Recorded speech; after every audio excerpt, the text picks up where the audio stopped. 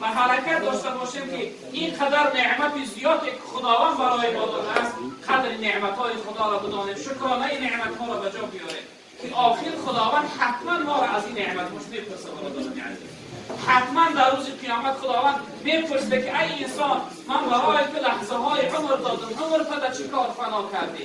من برای تو علم دادم و علم چی عمل کردی؟ من برای تو مال دادم، مال تو در کجا صرف کردی؟ لحظه های جوانی تو در کجا صرف کردی؟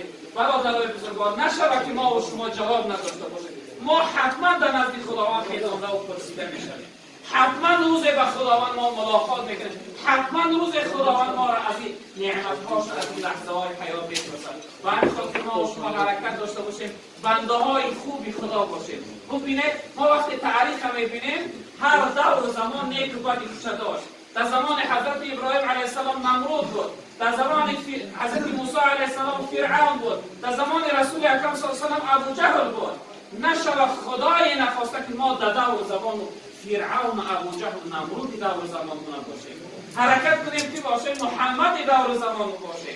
و تعبیر حضرت میگه که شاخه از شاخزار مصطفی، گل شو از باغ و بهار مصطفی، از بهارش رنگ بو باید گیریم، بهره از خلق او باید. ما باید یک شاخه، یک نونهاد، یک نوده از شاخزار محمد مصطفی باشیم.